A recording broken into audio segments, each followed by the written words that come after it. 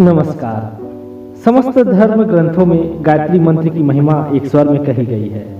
समस्त ऋषि मुनि मुक्त कंठ से गायत्री मंत्र का गुणगान करते हैं। शास्त्रों में गायत्री की महिमा के पवित्र वर्णन मिलते हैं।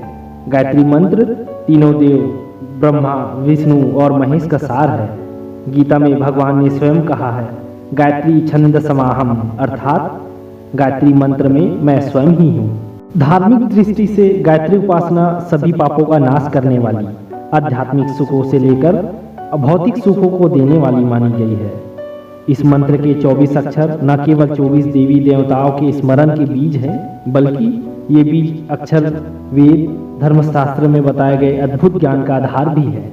तो आइए जानते हैं गायत्री महामंत्र को एवं उसके भावार्थ को।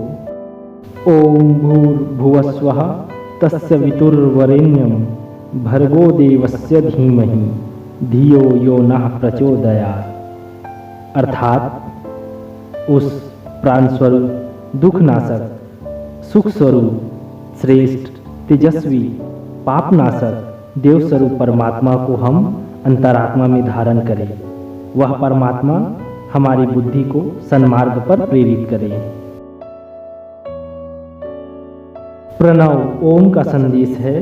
परमात्मा सभी प्राणियों में समाया हुआ है, इसलिए निष्काम भाव से सभी के प्रति समर्पित होकर कर्म करो। भू का संदेश है, शरीर अस्थायी औजार मात्र है, इस पर अत्यधिक आसक्त न होकर आत्मबल बढ़ाओ, श्रेष्ठ मार्ग का अनुसरण करो।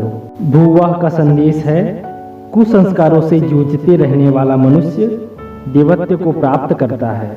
स्वः का संदेश है, विवेक द्वारा शुभ बुद्धि से सत्य को जानने, संयम और त्याग की नीति का आचरण करने के लिए अपने को तथा दूसरों को प्रेरणा देनी चाहिए। तत् का संदेश है, वही बुद्धिमान है जो जीवन और मरण के रहस्य को जानता है, भय और आसक्ति रहित जीवन जीता है। सवितु का संदेश है, मनुष्य को सूर्य के समान तेजस्वी होना चाहिए। वरेण्यम का संदेश है, प्रत्येक को श्रेष्ठ देखना, श्रेष्ठ चिंतन करना, श्रेष्ठ विचारना, श्रेष्ठ कार्य करना चाहिए। भर्गा शब्द का संदेश है, मनुष्य को निष्पाप बनना चाहिए, पापों से सदैव सावधान रहना चाहिए।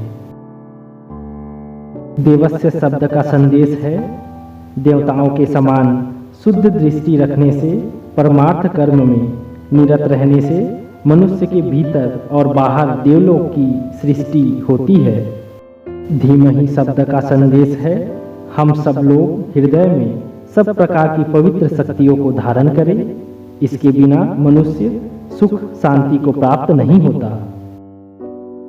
धियो शब्द का अर्थ है, बुद्धिमान को चाहिए कि वह उचित अनुचित का निर्णय तर्क, विवेक और न्याय के आधार पर वर्तमान परिस्थितियों को ध्यान में रखते हुए करें।